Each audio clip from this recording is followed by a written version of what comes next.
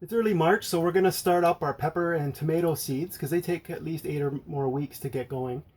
And I like to start them from seed. It's a lot of fun. And just in some seed trays. And eventually then I move them outside in the spring. And you can always wait, go to the store and buy them when they're transplants. But so here I've got a tray, and then inside are some seed trays. And I'm going to fill that with some Pro Mix. And this thing is nice. You just take it upstairs, inside, and then here I just got a little bucket that I filled up with some of this Pro Mix. So this is the Pro Mix I use. There's general purpose, and yeah, I just take some of that out, put some water just to pre-soak it a bit, and I'll mix that up and I'll fill up the trays. Let's just do that now.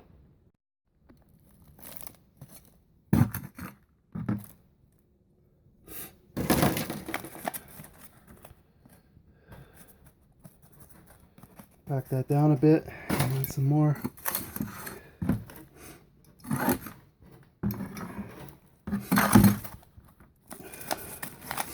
That's pretty good. I'll just put that on here.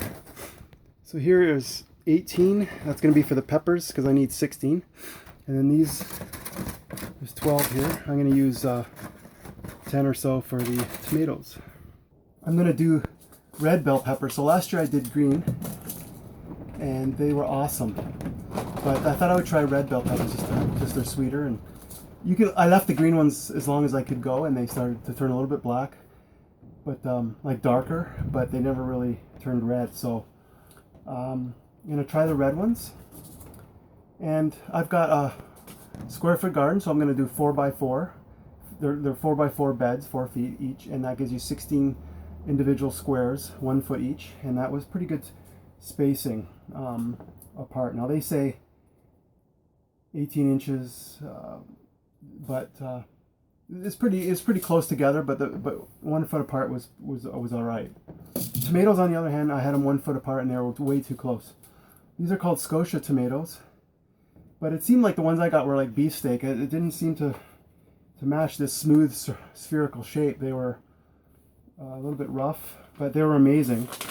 So I'm going to put basically 9 in a 4x4 section. And but sometimes, okay, so what they'll do is when you put the seeds in, they'll tell you to put 2 or 3 in each hole. And that's because one may not germinate. But what I find is almost all of them germinate, and you end up having to either prune or try to separate them gently, the transplants, which is a bit tricky.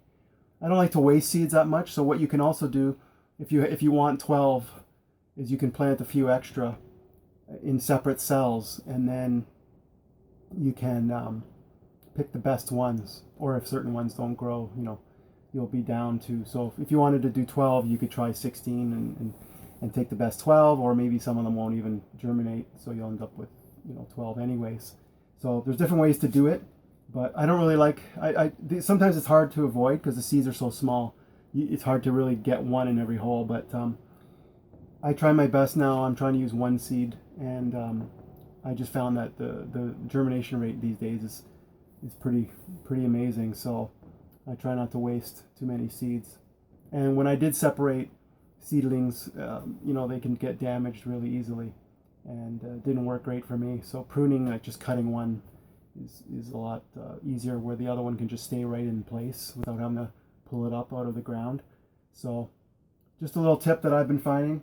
This stuff is super easy, so if you watch gardening videos, you can get overwhelmed or think it's complicated, but all I'm doing is putting some potting mix in some trays, and then you just water them. And so this is the tray, and we're gonna put the seeds in now.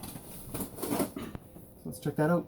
And it's just about if you look at the seed packets, they tell you what to do.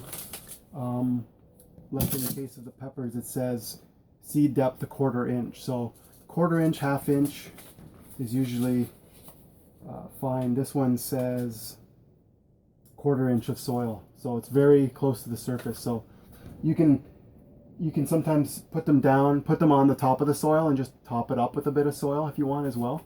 Or you can push it in, make a little hole, and then sort of just spread the other soil around it to cover it up. So there's different ways to do it. It's not rocket science or anything like that, and I've had pretty good success. So let's just put the seeds in now. Okay guys, so I've got my pepper seeds here, and these things, there's actually not that many in here. And it says start 6 to 8 weeks before the last frost.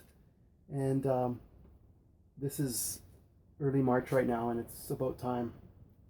I usually do it late February, early March. So these seeds are pretty small.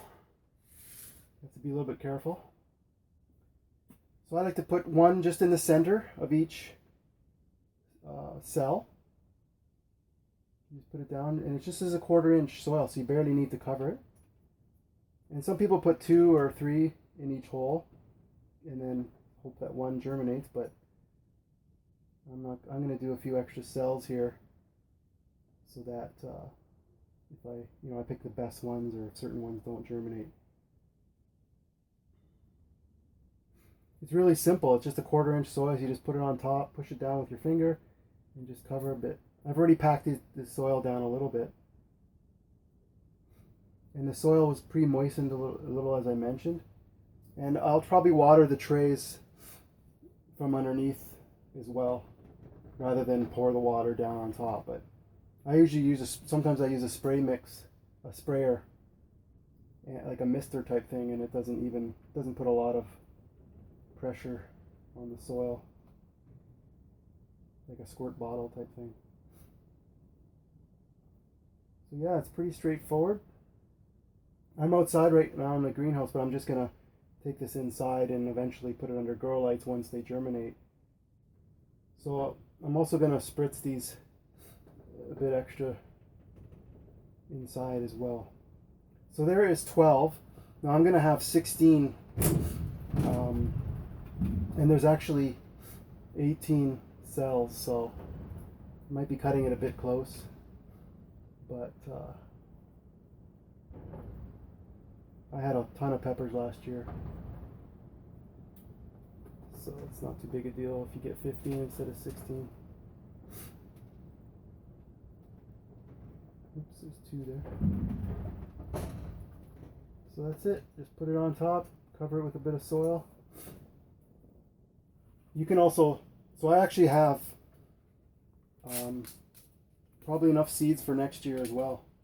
So you just kind of close that up. It's got a little flap on it, and I put it in a little drawer that I have for keeping seeds. You can actually reuse seeds. You can take seeds out of peppers, but they have to be what they call heirloom, and that's like they're not hybrids, and so you can guarantee what the seeds will grow up as. So they haven't been mixed together with different breeds. So if you have heirloom seeds, you can keep seeds and reuse them. That's a little tip here. But these things are usually a couple bucks for a packet, and they last you at least 2 years. This one has a lot more. The Scotia has a lot more seeds in it. So here are there's 12. And like I say, I only need about 9, but I'm going to put all 12 tomato seeds in there. These things are pretty small. So I try to put them in the palm of my hand, just because I want to try to get 1 seed per cell. And doing this inside is easier when you don't have wind. These things are pretty light. So I just put it in the center of the cell, cover it with a bit of soil. 1 per cell. There's 4 cells in one of these.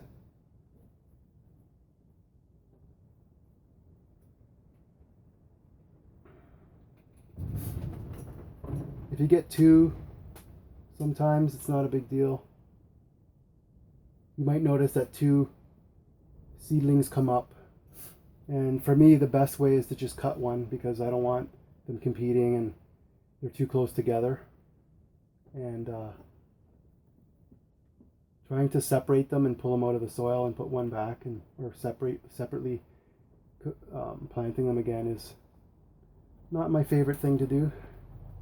It'd be a little tricky.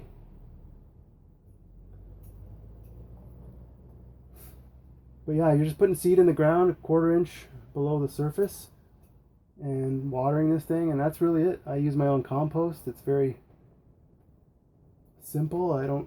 Everybody likes to complicate things.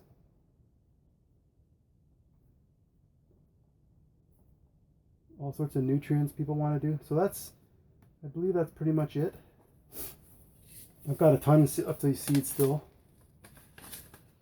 So that'll be for multiple years. They last usually a few years.